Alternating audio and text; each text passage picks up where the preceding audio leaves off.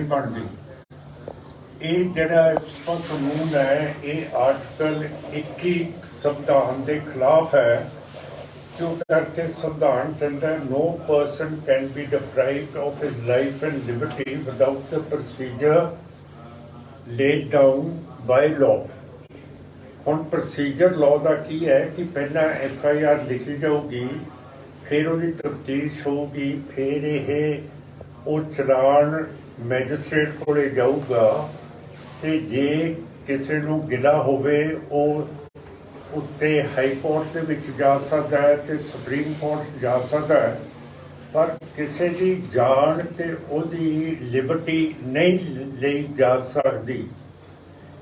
मेरी अज जान तो नहीं ली, पर जी मेरी लिबर्टी है आर्टिकल 21 के तहत, आर्टिकल 14 के तहत, क्यों करके 14 आर्टिकल कहती असी सारे बराबर हैं। तुसी कश्मीर के रहने वाले हो, तुसी इत्थे रह सकते हो, जा सकते हो, पर आर्टिकल 14 कहती है मैं तुहाडे बराबर दा, क्यों करके मैं सिटीजन है इत्थों दा ते मैनू पूरा हक है अगे जान दा। 19 आर्टिकल है कि फ्रीडम ऑफ प्रेस है, इत्थे फ्रीडम ऑफ प्रेस खत्म की गई है। हुकूमत ने सारे रिपोर्टर्स नू, मीडिया नू इहो जी दहशत के थले रखा गया है कि वो रिपोर्टिंग नहीं कर रहे। हुण जिहड़ी फौज मारती है कश्मीरियां नू, वो लिखिया जाता है कि यह इन्ने टैररिस्ट मार दिते गए हैं, पर प्रेस कदे भी नहीं दसदी कि ये किवें मारे गए है, ये मैदान दे विच मारे गए है, मुकाबले दे विच मारे गए है, तो फड़ के मारे गए है, extra constitutional manner they which extra judicial murders किए गए है कि नहीं।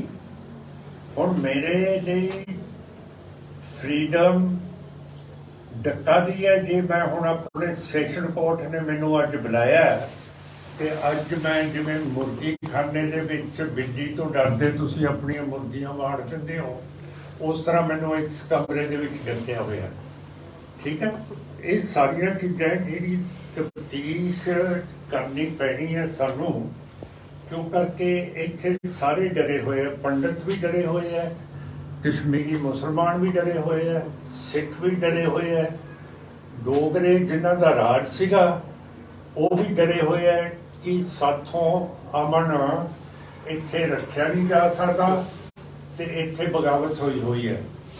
जिन्ना चिर एक इंडिपेंडेंट MP नहीं जाऊगा उन्ना चिर किवें पता लगूगा। हुणे यूनाइटेड स्टेट्स के डिप्लोमैट्स गए हैं कश्मीर के विच, साउथ कोरिया के गए हैं, उन्होंने तो इजाजत दी गई है, पर एक मैंबर ऑफ पार्लियामेंट नू यह इजाजत नहीं हैगी। हुण अमेरिकनस ते साउथ कोरियन डिप्लोमैट्स ने वड्डे वड्डे होटल्स च रहना, उन्होंने किसी नाल गल नहीं करनी। मैं पिंडां दे विच जाना है, लोकां दे विच जाना है, मस्जिदां कोले जाना है, मंदिरां च जाना है, गुरुद्वारियां च जाने हैं। हुण जिहड़े मिरवैज साहब है उन्होंने जुम्मे की नमाज भी नहीं पढ़न देते। मेरा मतलब कहने है कि जे सब तो वड्डा मुल्ला इत्थों का कश्मीर का जुम्मे की नमाज नहीं पढ़ सकता, तो फिर मेरा मतलब इत्थे किवें सारा कुछ ठीक है, अमन की बांसुरी किवें वज रही है जे सारे दुखी है। तो जे सारे दुखी है, एक इंडिपेंडेंट मैंबर ऑफ पार्लियामेंट आ रहा है तो उन्होंने इत्थे डकिया होया है। ये नहीं कि मैनू कोई टॉर्चर किया है या कुछ। आ देखो आ कमरे च मैं रात को सुता है, इस होटल के विच मैं इसका पेमेंट करके जाऊँगा। सारे असी आए हुए हैं, सानू कोई बंद गड्डियां हैगियां, आर्मड व्हीकल्स हैगियां जिहदे नाल असी साडे कोले कोई असला नहीं है। वी आर अनआर्म्ड पीपल, ते साडे उत्ते इहो जिहा ड्रामा चाढ़ना, दुनिया नूं दिखाउणा कि एक मैंबर ऑफ पार्लियामेंट कश्मीर दे विच जाना चाहुंदा है ते उहनूं जाण ही नहीं दिंदे। 1947 तो पहलां मेरी प्रॉपर्टी इत्थे कश्मीर दे विच, कश्मीर के गुलमर्ग दे विच है, मैं ਉਹਦਾ भी नहीं पता लैन जा सकता है। क्यों करके इत्थे इन्ना रौला पिया होया। मैं भी जे ये अपनी ਜ਼ਮੀਨ ਦੇ ਤੁਹਾਨੂੰ ਕਾਗਜ਼ ਦਿਖਾਦਾ ਜਿਹੜੇ ਮੈਨੂੰ ਨਹੀਂ ਮਿਲ ਰਹੇ ਫਿਰ ਤਾਂ ਨਹੀਂ ਤੁਸੀਂ ਮੈਨੂੰ ਰੋਕ ਸਕਦੇ ਹੈਗੇ। ਮੈਂ ਵੀ ਇਹ ਪਾਰਟ ਕਸ਼ਮੀਰੀ ਹੈ, ਮੇਰੀ ਜਾਇਦਾਦ ਹੁੰਦੀ ਸੀ 1947 ਤੋਂ ਪਹਿਲਾਂ ਇੱਥੇ ਗੁਲਮਰਗ ਦੇ ਵਿੱਚ ਤੇ ਅਸੀਂ ਆਉਂਦੇ ਜਾਂਦੇ ਸੀਗੇ। ਤਾਂ ਮੇਰਾ ਮਤਲਬ ਹੈ ਕਿ ਮੈਨੂੰ ਰੋਕਣ ਦਾ ਮਤਲਬ ਕੀ ਹੈ? ਮੈਂ ਹੁਣ ਪਸੰਦ ਤਰੀਕੇ ਦੇ ਨਾਲ ਆਇਆ, ਹੁਣ ਪਸੰਦ ਤਰੀਕੇ ਦੇ ਨਾਲ ਦੇਖ ਕੇ ਸਾਰੀ ਚੀਜ਼ ਨੂੰ ਵਾਪਸ ਚਲੇ ਜਾਣਾ ਹੈਗਾ। हाँ, मैं सारिया चीज़ां कवर कर दिया। हूँ तुसीं जिहड़ा कुछ पुछना मैनूं पुछ लो। ਮਾਨ ਸਾਹਿਬ ਜਿਹੜੇ ਤੁਹਾਡੇ ਵਿਰੋਧੀ ਹੈਗੇ ਆ ਉਹ ਕਹਿੰਦੇ ਆ ਮਾਨ ਸਾਹਿਬ ਸੁਰਖੀਆਂ ਵਟੋਰਨ ਲਈ ਆਉਂਦੇ ਆ ਇੱਥੇ ਜੰਮੂ ਕਸ਼ਮੀਰ 'ਚ। ਮੈਂ ਆਪਣੀ ਜਾਨ ਹੱਥ ਤੇ ਰੱਖ ਕੇ ਆ ਰਹੇ ਹਾਂ ਤੇ ਇਹਦੇ ਨਾਲ ਸੁਰਖੀ ਤਾਂ ਹੋਊਗੀ ਜੇ ਮੈਂ ਅੱਗੇ ਚਲਿਆ ਜਾਂਦਾ। ਰਾਤ ਮੈਂ ਜਾ ਸਕਦਾ ਸੀ ਪਰ ਮੈਂ ਮੈਂਬਰ ਆਫ ਪਾਰਲੀਮੈਂਟ ਹੈ, ਮੈਂ ਕਾਨੂੰਨ ਨੂੰ ਤੋੜ ਕੇ ਕਿਵੇਂ ਜਾ ਸਕਦਾ? ਸੁਰਖੀ ਤਾਂ ਲੱਗ ਜਾਣੀ ਸੀ ਮੈਨੂੰ ਜੇ ਮੈਂ ਨਿਕਲ ਜਾਂਦਾ। ਕੱਲ ਕੋਈ ਮੈਨੂੰ ਫੜਨ ਵਾਲਾ ਹੈ ਨਹੀਂ ਸੀਗਾ, ਪਰ ਮੇਰਾ ਮਤਲਬ ਕਿਹੜੀ ਸੁਰਖੀ ਲਾਈ ਹੈ? ਸੁਰਖੀਆਂ ਤਾਂ ਉਹ ਲਾਉਂਦੇ ਹੈ ਜਿਹੜੇ ਡਿਪਟੀ ਕਮਿਸ਼ਨਰ ਬਾਹਰੋਂ ਆਏ ਹੈ, ਜਿਹੜੇ IPS ਅਫਸਰ ਆਏ ਹੈ, ਉਹਨਾਂ ਦੀਆਂ ਬੇਗਮਾਂ ਲਾਉਂਦੀਆਂ ਸੁਰਖੀਆਂ। ਸਾਡੇ ਕੋਲੇ ਕਿਹੜਾ ਜ਼ਮਾਨਾ ਹੈ ਕਿ ਅਸੀਂ ਇੰਨੀ ਤਕਲੀਫ ਦੇ ਵਿੱਚ ਸੁਰਖੀਆਂ ਲਈਏ? ਸਾਰੇ ਬਾਹਰ ਦੇ ਇਹ ਬੰਦੇ ਇੱਥੇ SP, ਇੱਥੇ DIG, ਇੱਥੇ IG, ਸਾਰੇ ਚੀਫ ਸੈਕਟਰੀ ਬਾਹਰ ਦੇ ਲਾਏ ਹੋਏ ਆ। ਉਹਨਾਂ ਦੀਆਂ ਬੇਗਮਾਂ ਦਾ ਦੇਖੋ, ਉਹਨਾਂ ਨੇ ਸੁਰਖੀਆਂ ਲਾਈਆਂ ਹੋਈਆਂ, मैं नहीं लाई। न्यूज में आप लाइमलाइट होने के लिए मतलब कि इस तरीके का वो कहते हैं कि आप मैनू तो मार सकते बस्तरबंद गड्डियां है बाहर, मैनू डिटेन किया होया, मैं कोई मजे लिए आया है? दसो मेरे को कोई पिकनिक बास्केट है कि मैं हुण इत्थे दरिया के उत्ते जाके पिकनिक करके आवां, मजा लवां? दसो कोई मुजरा तुसीं अरेंज कीता मेरे लिए कि मैं इत्थे ये मुजरा देखना है तुहाडे कश्मीर दे विच? मान साहब ਤੁਹਾਡੀ ਕੋਈ ਪ੍ਰਸ਼ਾਸਨ ਨਾਲ ਕੋਈ ਗੱਲਬਾਤ ਹੋਈ ਹੈ? ਹੁਣ ਪ੍ਰਸ਼ਾਸਨ ਦੇ ਵੀ ਅਧਿਕਾਰੀ ਔਰ ਪੁਲਿਸ ਦੇ ਵੀ ਅਧਿਕਾਰੀ ਇੱਥੇ ਆਏ ਆ, ਉਹਨਾਂ ਨਾਲ ਕੋਈ ਗੱਲਬਾਤ ਹੋਈ ਤੁਹਾਡੀ? ਹੁਣ ਕੀ ਰੁਖ ਹੈ ਤੁਹਾਡਾ? ਰਿਪੋਰਟ ਜਾਓਗੇ? ਹੋਈ ਹੈ ਇਹ ਅਫਸਰਾਂ ਦੇ ਨਾਲ, ਇਹ ਕਹਿੰਦੇ ਤੁਸੀਂ ਅਦਾਲਤ ਦੇ ਵਿੱਚ ਨਹੀਂ ਜਾ ਸਕਦੇ ਹੈਗੇ, ਪਰ ਤੁਸੀਂ ਇੱਥੇ ਰਹੋਗੇ ਜਿੰਨਾ ਚਿਰ ਅਦਾਲਤ ਫੈਸਲਾ ਨਹੀਂ ਕਰਦੀ ਹੈ। ਮੈਂ ਆਪਣੀ ਚਿੱਠੀ ਲਿਖ ਕੇ ਭੇਜ ਦਿੱਤੀ ਹੈ ਸੈਸ਼ਨ ਜੱਜ ਨੂੰ कि जी मैं इतने आया, मेरा पूरा हक है आर्टिकल 14, 19, 21 के तहत कि जे कश्मीर इंडिया का एक हिस्सा है तो मेरी पूरी आज़ादी है, मैं कश्मीर के किसी पास चले जाऊँ। सर एक बड़ा सवाल है कि एक पासे कोर्ट की हियरिंग है, तुहानूं बुलाया गया है कि तरीक ते आना मैंडेटरी जरूरी हुंदा है, लेकिन दूजे पासे रोकया गया। की देखते हो क्यों उत्थे तक नहीं पुजन जान दिता गया और की अगला रुख रहेगा? क्योंकि अज हियरिंग है, अगर परमिशन मिल जाती जान दी फिर तुसीं अगे गांव वालों जाओगे, जम्मू वालों? ईमान साहब तुसीं अपना कोई रिप्रेजेंटेटिव भी भेज सकते सी, लेकिन तुसीं आप आए नहीं। जो जज के कोल तरीक हुंदी है आदमी ਨੂੰ ਆਪ ਜਾਣਾ ਪੈਂਦਾ। ਤੁਸੀਂ ਜੇ ਨਹੀਂ ਨਾ ਜਾਓਗੇ ਤੇ ਤੁਹਾਡੇ ਤੇ ਕੰਟੈਂਪਟ ਆਫ ਕੋਰਟ ਹੋ ਜਾਊਗਾ ਤੇ ਤੁਸੀਂ ਜਾਓਗੇ ਅੰਦਰ ਜੇਲ੍ਹ 'ਚ। ਅੱਛਾ ਜਾ ਰਹੀ ਮਾਨ ਸਾਹਿਬ ਪਿਛਲੀ ਵਾਰ ਤੁਸੀਂ ਆਏ ਸੀ ਸੈਕਸ਼ਨ 144 ਦੇ ਤਹਿਤ ਤੁਹਾਨੂੰ ਉੱਥੇ ਲਖਨਪੁਰ ਰੋਕਿਆ ਗਿਆ ਸੀ, ਇਸ ਵਾਰ ਕੀ ਕਿਹਾ ਪ੍ਰਸ਼ਾਸਨ ਦੀ ਤਰਫੋਂ ਕਿ ਕਿਉਂ ਤੁਹਾਨੂੰ ਇੱਥੇ ਰੋਕਿਆ ਗਿਆ?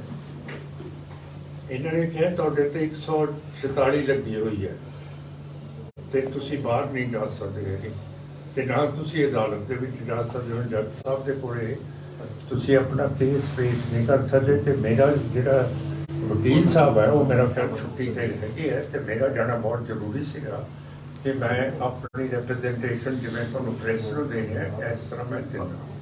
144 ਕਿੰਨੀ ਦੇਰ ਤੱਕ ਹੈ? ਕਿ ਤੈਅ ਉਮਰ ਤੁਹਾਡੇ 144 ਹੈ ਕਿ ਜਦੋਂ ਤੱਕ ਵੀ ਮਾਨ ਸਾਹਿਬ ਜੰਮੂ ਆਣਗੇ ਜਾਂ ਜੰਮੂ ਕਸ਼ਮੀਰ ਦੇ ਦੌਰੇ ਕਰਨਗੇ 144? ਸਿਮਰਜੀਤ ਸਿੰਘ ਮਾਨ ਦੇ ਲਈ 144 ਇੰਡੀਆ 'ਚ ਲੱਗੀ ਰਹੂਗੀ ਜਿੰਨਾ ਚਿਰ ਮੈਂ ਮੰਨਦਾ ਨਹੀਂ। मान साहब अपार्ट फ्रॉम एक मेरा सवाल है, जितना पंजाब ਦੇ इस वेले हालात बने हुए हैं, अमृतसर सुधीर सूरी ਨੂੰ ਜਿੱਦਾਂ ਮਾਰ ਦਿੱਤਾ ਗਿਆ ਹੈ, ਜਿਹੜਾ ਸੰਦੀਪ ਸਿੰਘ ਆ ਉੱਤੇ ਜਦੋਂ ਉਹਦੀ ਥੇਰਿੰਗ ਹੁੰਦੀ ਹੈ ਤਾਂ ਫੁੱਲ ਬਰਸਾਏ ਜਾਂਦੇ ਆ, ਇਹ ਕਿਸ ਤਰੀਕੇ ਵੱਲ ਸਾਡਾ ਜਿਹੜਾ ਸਮਾਜ ਹੈ ਇਹ ਜਾ ਰਿਹਾ ਹੈ? ਇਹਦੇ ਉੱਪਰ ਕੀ ਕਹੋਗੇ ਤੁਸੀਂ? ਇਹ ਬੜੀ ਇਹ ਬਦਕਿਸਮਤੀ ਦੀ ਗੱਲ ਹੈ ਕਿ हुकूमत ने ਇਹੋ ਜਿਹਾ ਮਾਹੌਲ ਬਣਾਤਾ ਹੈ ਜੋ ਕਰਕੇ 2015 ਦੇ ਵਿੱਚ ਬਰਗਾੜੀ ਦੇ ਵਿੱਚ ਗੁਰੂ ਗ੍ਰੰਥ ਸਾਹਿਬ ਦੀ ਬੇਅਦਬੀ ਕਰਾਈ ਗਈ ਸੀਗੀ। ਬਾਦਲ ਸਾਹਿਬ ਚੀਫ ਮਿਨਿਸਟਰ ਸੀ, ਹੋਮ ਮਿਨਿਸਟਰ ਸੁਖਬੀਰ ਸਿੰਘ ਸੀ, ਸਮੇਤ ਸੈਣੀ ਡੀਜੀਪੀ ਸੀਗੇ, ਤੇ ਅੱਜ ਤੱਕ ਉਹਦਾ ਇਨਸਾਫ ਨਹੀਂ ਮਿਲਿਆ। ਅਗਲੇ ਪਿੰਡ 2 ਪੁਲਿਸ ਨੇ ਸਿੰਘ ਮਾਰਦੇ ਸੀ ਤੇ ਕੋਟਕਪੂਰੇ ਵੀ ਉੱਥੇ ਜਾ ਕੇ ਗੋਲੀ ਚੱਲੀ ਤੇ ਜਸਕਰਨ ਸਿੰਘ ਜਿਹੜੇ ਮੇਰੇ ਕੋਲੇ ਬੈਠੇ ਆ ਉੱਥੇ ਮੌਜੂਦ ਸੀਗੇ 2015 ਚ। ਫਿਰ 328 ਮਹਾਰਾਜ ਦੀਆਂ ਬੀੜਾਂ SGPC ਨੇ ਗੁੰਮ ਕਰਤੀਆਂ, ਵੇਚਤੀਆਂ, ਸਾਨੂੰ ਕੋਈ ਪਤਾ ਨਹੀਂ ਹੈ। 12 ਸਾਲ ਤੋਂ SGPC ਦੇ ਇਲੈਕਸ਼ਨਸ ਨਹੀਂ ਹੋ ਰਹੇ। ਉਸ ਨੂੰ ਅੰਗਰੇਜ਼ੀ ਚ ਕਹਿੰਦਾ ਕਿ it is a lame duck parliament. ਸਿੱਖਾਂ ਦੀ ਪਾਰਲੀਮੈਂਟ 12 ਸਾਲ ਦੇ ਇਲੈਕਸ਼ਨਸ ਨਹੀਂ ਕਰਾ ਰਹੀ। ਸੈਂਟਰ ਕੋਲੋਂ ਜਮਹੂਰੀਅਤ ਦਾ ਹੱਕ ਖੋਇਆ ਗਿਆ। ਸੋ ਇਹ ਸਾਰੀਆਂ ਚੀਜ਼ਾਂ ਹੈਗੀਆਂ ਜਿਹਦੇ ਕਰਕੇ ਲੋਕ ਹੁਣ ਆਪਣੇ ਹੱਥ ਦੇ ਵਿੱਚ ਕਾਨੂੰਨ ਨੂੰ ਫੜ ਰਹੇ ਹੈ, ਜੋ ਕਰਕੇ ਕੈਪਟਨ ਅਮਰਿੰਦਰ ਸਿੰਘ ਨੇ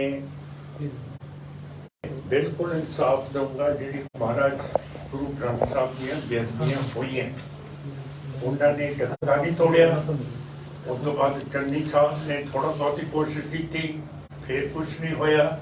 ਫਿਰ ਕੇਜਰੀਵਾਲ ਸਾਹਿਬ ਨੇ ਕਿਹਾ ਕਿ ਜੇ ਆਮ ਪਾਰਟੀ ਨੂੰ ਵੋਟਾਂ ਦਿਓਗੇ ਤੇ ਮੈਂ ਜਿੰਨੇ ਵੀ ਧਾਰਮਿਕ ਮਸਲੇ ਹੈਗੇ ਸਿੱਖਾਂ ਦੇ ਬੇਅਦਬੀ ਦੇ ਇੱਕਦਮ ਮੈਂ ਹੱਲ ਕਰ ਦੂੰਗਾ। ਉਹਨਾਂ ਨੇ ਵੀ ਕੱਖ ਨਹੀਂ ਕੀਤਾ ਹੈਗਾ। ਫਿਰ ਲੋਕ ਆਪਣੇ ਹੱਥ ਦੇ ਵਿੱਚ ਕਾਨੂੰਨ ਨੂੰ ਲੈ ਕੇ ਜਾ ਰਹੇ ਹੈ। ਜਿਹੜਾ ਅਸੀਂ ਪਹਿਲਾਂ ਵੀ ਕਿਹਾ ਸੀਗਾ ਕਿ ਸਿੱਖ ਇਸ ਤਰ੍ਹਾਂ ਤੈਸ਼ ਦੇ ਵਿੱਚ ਕਦੇ ਰਹਿੰਦੇ ਨਹੀਂ। ਇਹ ਡੈਮੋਕ੍ਰੈਟਿਕ ਜਮਹੂਰੀਅਤ ਪਸੰਦ ਲੋਕ ਹੈਗੇ ਹੈ। ਇਹ ਇਨਸਾਫ ਦੀ ਹਮੇਸ਼ਾ ਸੋਚ ਦੇ ਨਾਲ ਚੱਲਦੇ ਹੈ। ਪਰ ਹੁਣ 7 ਸਾਲ ਹੋ ਗਏ ਹੈ ਮਹਾਰਾਜ ਸੱਚੇ ਪਾਤਸ਼ਾਹ ਦੀ ਬੇਅਦਬੀਆਂ ਹੋਈਆਂ ਤੇ ਅਜੇ ਤੱਕ ਇੱਥੇ ਕੁਝ ਨਹੀਂ ਹੋਇਆ।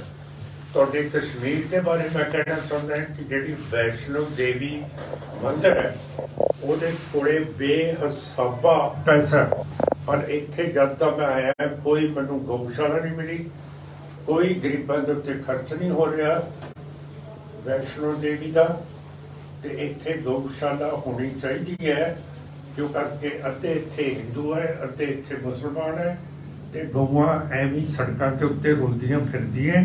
ਤੇ ਹਿੰਦੂਆਂ ਨੂੰ ਆਪਣੇ ਮੱਝ ਨੂੰ ਸੰਭਾਲ ਕੇ ਰੱਖਣਾ ਚਾਹੀਦਾ ਤੇ ਵੈਸ਼ਨੋ ਦੇਵੀ ਦੇ ਕੋਲੇ ਬੇਅੰਤ ਪੈਸਾ ਹੈ ਜਿਹੜੀਆਂ ਕਿ ਗਊਆਂ ਦੇ ਲਈ ਗਊਸ਼ਾਲਾ ਬਣ ਜਾਵੇ। ਮਾਨ ਸਾਹਿਬ ਇਹ ਵੀ ਇੱਕ ਮੇਰਾ ਇੱਥੇ ਆਉਣ ਦਾ ਜਿਹੜਾ ਤੁਸੀਂ ਮੈਨੂੰ ਪੁੱਛ ਲਿਆ ਹੈਗਾ। ਮਾਨ ਸਾਹਿਬ ਇੱਕ ਸਵਾਲ ਹੋਰ ਮੇਰਾ ਤੁਹਾਡੇ ਤੇ ਰਹੇਗਾ ਪੰਜਾਬ ਨੂੰ ਲੈ ਕੇ। ਹਾਲ ਹੀ SGPC ਦੇ ਚੁਣਾਵ ਹੋਏ ਆ, ਧਾਮੀ ਸਾਹਿਬ ਜਿੱਤੇ ਆ ਔਰ ਬੀਬੀ ਜਗੀਰ ਕੌਰ ਨੇ ਟੱਕਰ ਦਿੱਤੀ ਹੈ, ਤੇ ਇਹਦੇ ਉੱਤੇ ਕੀ ਕਹੋਗੇ ਤੁਸੀਂ? ਜਿਹੜੇ ਤੁਹਾਡੇ ਕੈਂਡੀਡੇਟ ਇਸ ਵਾਰੀ ਇਸ ਇਲੈਕਸ਼ਨ 'ਚ ਉਤਰੇ ਸੀਗੇ, ਕਿੱਦਾਂ ਦਾ ਉਹਨੂੰ ਕਿੱਦਾਂ ਦੇਖਦੇ ਹੋ? ਕਿਉਂਕਿ ਹਰ ਵਾਰੀ ਤੁਸੀਂ ਇਹ ਮੁੱਦਾ ਚੁੱਕਦੇ ਹੋ, ਕਿਉਂਕਿ ਉਹ ਜਿਹੜੀ SGPC ਹੈ ਸਿੱਖਾਂ ਦੀ ਮਿੰਨੀ ਪਾਰਲੀਮੈਂਟ ਉਹਨੂੰ ਕਹਿੰਦੇ ਆਪਾਂ, ਇਹਨੂੰ ਅਸੀਂ ਇਹਦੇ ਉੱਪਰ ਤੁਸੀਂ ਕੀ ਕਹਿਣਾ? ਤੁਸੀਂ ਸਮਝਣ ਦੀ ਕੋਸ਼ਿਸ਼ ਕਰੋ। ਇਹ ਹਰੇਕ ਸਾਲ ਪ੍ਰਧਾਨ ਦੀ ਇਹ ਚੁਣਾਈ ਹੁੰਦੀ ਹੈ। ਐਤਕੀ ਪ੍ਰਧਾਨ ਦੀ ਚੁਣਾਈ ਹੋਈ ਹੈ, ਇਲੈਕਸ਼ਨ ਨਹੀਂ ਹੋਏ। ਜਿੰਨਾ ਚਿਰ ਨਵਾਂ ਇਲੈਕਸ਼ਨ ਨਹੀਂ ਹੋਊਗਾ, ਹੁਣ ਜੇ ਮੋਦੀ ਸਾਹਿਬ ਦੀ ਟਰਮ ਅਗਲੇ ਸਾਲ 2024 ਦੇ ਵਿੱਚ ਖਤਮ ਹੋ ਜਾਏ ਤੇ 2025 ਦੇ ਵਿੱਚ ਉਹ ਪ੍ਰਾਈਮ ਮਿਨਿਸਟਰ ਬਣੇ ਰਹਿਣ, ਤਾਂ ਫਿਰ ਤੁਸੀਂ ਐਂ ਥੋੜੀ ਕਹਿ ਸਕਦੇ ਹੋ ਕਿ ਮੋਦੀ ਸਾਹਿਬ democratically elected prime minister of India ਹੈਗੇ। ਉੱਥੇ ਮਹੰਤਾਂ ਨੇ ਤੇ ਮਸੰਤਾਂ ਨੇ SGPC ਦੇ ਉੱਤੇ ਕਬਜ਼ਾ ਕੀਤਾ ਹੋਇਆ ਹੈ ਤੇ ਇਹ ਸੈਂਟਰ ਨੂੰ ਇਹ ਮਹੰਤ ਤੇ ਮਸੰਤ ਠੀਕ ਲੱਗਦੇ ਹੈ। ਇਸ ਕਰਕੇ ਸਮੱਸਿਆ ਹੈਗੀ ਹੈ ਇਲੈਕਸ਼ਨ ਹਾਊਸ ਦੀ, ਜਿਵੇਂ ਪਾਰਲੀਮੈਂਟ ਦੀ ਹੁੰਦੀ ਹੈ।